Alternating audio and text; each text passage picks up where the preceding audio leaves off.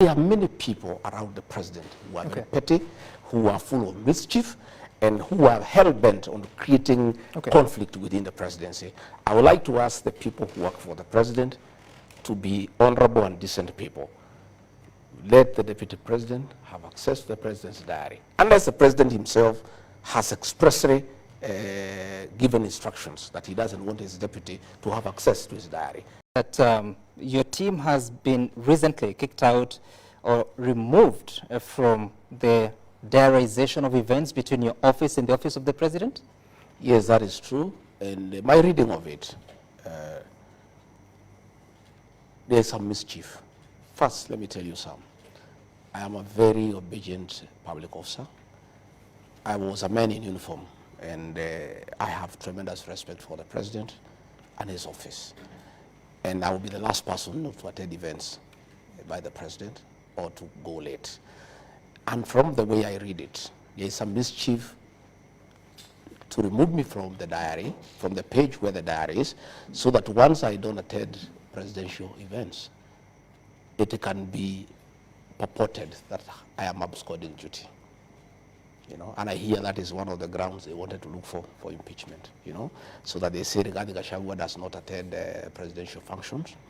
Or again, sometimes they want me to get late so that it appears like I'm disrespectful. I want to ask the people who work around the presidency not to create conflict between the president and myself. I'm the deputy president of the Republic of Kenya, elected by the people. And I am the principal assistant of the president. It is only right and fair that I have access to the presidential diary so that I align my diary with his diary because he's the boss. But if I'm in the dark and I don't know what is happening, I am not an angel to know exactly where the president will be at what time, then it's not right. So if Kenyans don't see me in a presidential function, I want to tell them today it's because I am not aware of the function. And the function they see me in is the one I have been invited. But previously, I had access to the diary, and without even talking to the president or even to the controller, I would align my diary with his, because his takes precedence over mine because he's the boss. You know? Now, it becomes very difficult for me even now to work on my diary because I don't know what the president has. So it has really even made my work very complicated because I am just there, not knowing what the president has. So I am not able to arrange my events, you know, going forward. But what I'll do, I'll talk to the president at the right time, and I'll see what is the problem. I don't think the president, in my view, will be petty to ask anybody to remove from the diary. I think it's just some handlers around the presidency who want just to create mischief, to portray me as somebody who is disrespectful, and to portray me as somebody who is absconding duty. I am a workaholic, and everybody knows, including the president. I'm available for duty. I'm available to assist the president 24/7. Right. But work needs to be made, you know, straight so that we are able to work properly, so that I align my diary with his, and I'm able to assist him as it is supposed to be. All right. Who is the custodian of that diary? There is a page with everybody there. There's head of public service. There's the president himself. There is a controller of state house. There's a deputy chief of staff. There was me. There was my chief of staff. There was my private secretary. There are security people. The people really who handle the president and myself were in that page. And you know, we even share. What do you mean with the page? No, they are the ones who handle the president's issues, his movement, you know, hospitality people, security people on that page. So that once his activities are known, everybody aligns automatically, and there has been a lot of efficiency because you have the information so that you are able to plan, you are able to coordinate. If you are flying, you know, you are going by chopper, you prepare. If you are going by road, you know. But when you don't have that information, then it becomes extremely difficult for my office to align with the president's office. Help Kenyans understand. So this diary, is it a physical book? It's a WhatsApp group. It's a WhatsApp group. WhatsApp group. It's every day, you know, things now are good with this digital space. It's a WhatsApp group, and it's updated as you go on. And the president updates it sometimes himself, the controller does, and we all keep on aligning. So, sometimes he'll have a program, he'll move it from this day to that day. I get into my diary and change mine and align with his. You understand? So your team is no longer in that? No, I myself, I was removed. My private secretary was removed. My chief of staff was removed. So we have no access to the president's diary. Who removed you? The private secretary to the president. Who's that? Yeah, he's called Mayo. I will show you. I was looking for my phone. I wanted to show you. He removed me.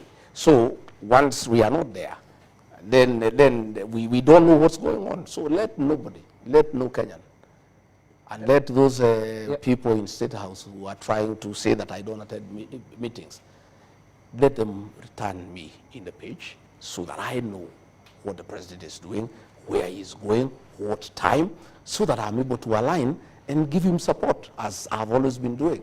But I cannot do it when I don't have access to that information. Does the president know you're no longer in the WhatsApp group? I don't know. I've not asked him. You haven't? No. And it's been how long? You said a week? I think it's about a week. About a week. About a week. And you haven't spoken to him about it? No, I've not spoken to him about it. To be truthful, initially I thought it's a little bit petty. Okay. But now that the matter has been raised, and I have seen Kenyans have been asking, yeah, and I have seen some mischievous bloggers in State House trying to insinuate that I'm absconding duty, I have decided to give this information to the people of Kenya in the spirit of the truthful man, a man who speaks the truth, so that the people of Kenya know exactly why I'm not in those functions. I think I owe Kenyans the truth, because again, as I told you, Sam, I'm employed by the people of Kenya. They need to know why is the deputy president whom they elected not alongside the president in the functions. I think we owe that information to the people of Kenya. And do you know why you would be removed? I don't know, but I have told you there are mischievous people around the president. Were they mischievous against you, Deputy President? Well, I don't know. How do you explain mischief? People have many motives. People have many motives. They are mischievous people trying to create a wedge between me and the president. And it's been going on for a while. And I take it in stride myself, because I'm also an elder, and I'm also an officer, you know, who is well trained. I was trained in paramilitary. I have tremendous capacity for perseverance and endurance.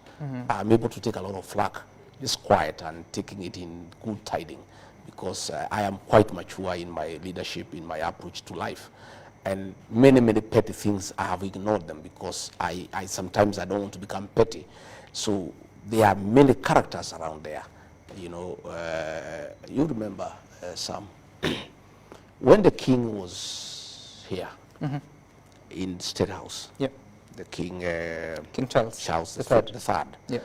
I think I was in. The president had sent me, I think, to Berlin or to Brussels. I'm not sure. I can't remember exactly to which country. And so when the king was in State House, I was missing. Okay.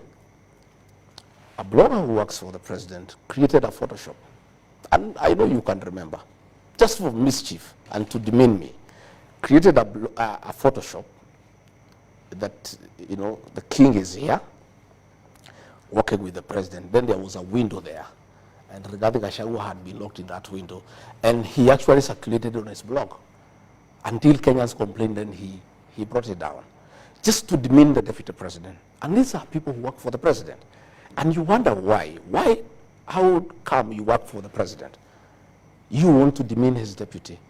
And I told them, I raised it with them, the head of communication. I said, you think you are demeaning the deputy president? You are not. You are demeaning the president.